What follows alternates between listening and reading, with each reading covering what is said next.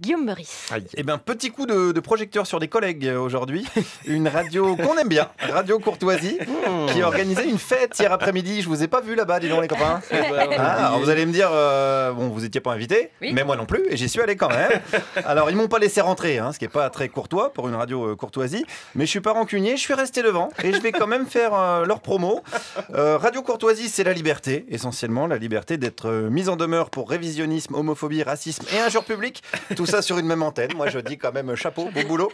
Et Radio Courtoisie, ce sont surtout des auditrices et des auditeurs que j'ai rencontrés.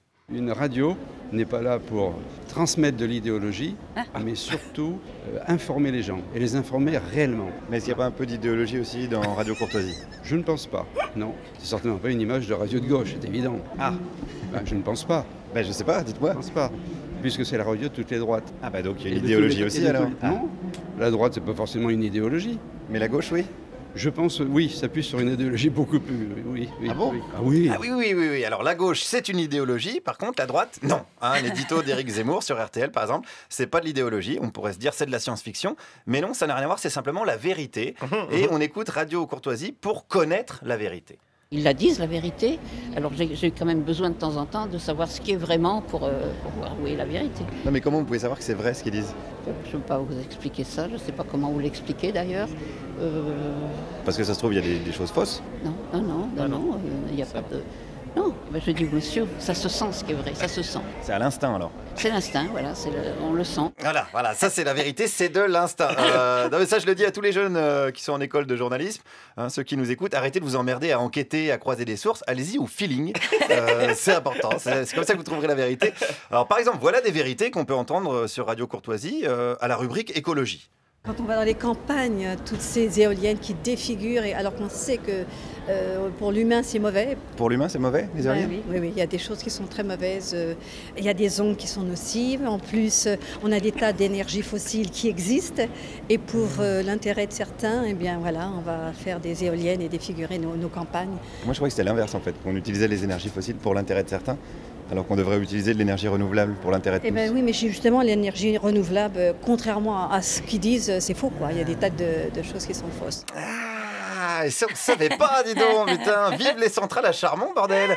Et surtout, comme dit la dame, méfions-nous des ondes. D'ailleurs, je lui conseillerais même de couper son poste de radio, parce que la radio, c'est essentiellement quand même des ondes, au risque de ne plus entendre les vérités de Radio Courtoisie. Par exemple, les vérités, je dirais, écologie bien-être. Si vous lisez la Bible, si vous analysez, vous n'avez pas besoin d'aller chez les médecins. Vous faites confiance en Dieu. Vous pensez que si on lit la Bible, on n'a pas besoin d'aller chez le médecin ? Non, mais j'y vais parce qu'il y a le corps qui souffre, alors il faut soigner le corps aussi. Vous allez quand même chez le médecin ? Oui. Non. Ça suffit pas de prier quand même des fois. Et puis j'aime bien les médecins. Oui, parce que c'est vrai que des fois, Dieu, il est un petit peu débordé, il y a de l'attente, c'est encore pire qu'un médecin. Puis c'est vrai aussi, quand on pisse le sang, relire la Bible, c'est pas pratique, ça colle et tout. Donc on va voir un bon vieux médecin hérétique, tant pis, on ira en enfer, mais au moins en bonne santé. Voilà, c'était la rubrique bien-être. Mais voici désormais celle que vous attendez tous, la chronique société. Avant, on allait tout partout, il y avait une famille, il y avait des fêtes, il y avait tout. On n'était pas occupés comme on est occupé maintenant. Vous trouvez qu'on est occupé ? Tout à fait. Mais par qui ? Disons l'islam, les Chinois, et puis enfin tout ce qui s'ensuit. Occupé, ça veut dire qu'il vous oblige à faire des choses ? Bien sûr, petit à petit, oui. Qu'est-ce qui vous oblige à faire, par exemple ? Et bientôt, il va falloir qu'on fasse comme eux, qu'on se déguise tout comme eux. Voilà, on sera obligé de se déguiser en chinois ou en musulman. Et là, on fera moins les malins. Va falloir chercher les costumes de chinois et de musulmans. D'ailleurs, je sais pas où ça se trouve, ça fait flipper. Alors, c'est un peu anxiogène, bien sûr. On a besoin de se détendre. Et la question, c'est est-ce qu'il y a une chronique humour sur Radio Courtoisie ? Alors, je voulais demander au grand chef, Henri Delesquin, que je connais bien, et qui me connaît bien aussi, puisqu'il m'a traité d'ordure cosmopolite sur Internet. C'est joli comme insulte, ordure cosmopolite. Cosmopolite. Oui, ça me va. Les deux me vont.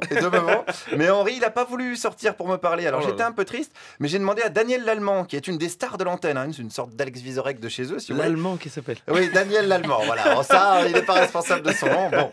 Et Daniel, il m'a raconté la bonne blague de Radio Courtoisie qui est passée à l'antenne. Oui, Delesquin qui disait à un Africain instruit qui disait « Vous êtes intelligent, donc vous ne pouvez pas être entièrement noir. » Mais il faut prendre ça au sens de l'humour. Ça, c'était une blague, ça ? Je pense d'ailleurs que l'Africain a dû rigoler, mais ça ne l'a pas blanchi pour autant, et nous, ça ne nous noircit pas pour autant. Chacun chez soi. Oui. Est-ce que ça, on peut dire que c'est l'humour Radio Courtoisie ? Tout arrive sur Radio Courtoisie, même de l'humour. Mais bien sûr, putain, mais qu'est-ce qu'on se marre. Alors, oui, c'est plus Michel Leb que Malcolm X, hein, quand même, comme humour, mais on rigole. D'ailleurs, je vais être honnête, c'est un petit peu mon rêve de bosser là-bas. Alors, j'ai demandé à Daniel si je pouvais, moi aussi, intégrer la station. Ah ben, c'est pas moi qu'il faut demander. Je vous trouve tout à fait sympathique et par conséquent, je n'y verrai pas d'inconvénient. Ah. Mais il faut aller voir Monsieur Delesquin et lui dire, attention à France Inter, vous risquez de vous faire fusiller. Alors. Oui, alors du coup, je vais pas y aller, hein, on va plutôt faire comme ça. Parce que c'est vrai que parfois, la fête de Radio Courtoisie, c'est aussi la défaite de la radio et de la courtoisie. Merci Guillaume Meurice.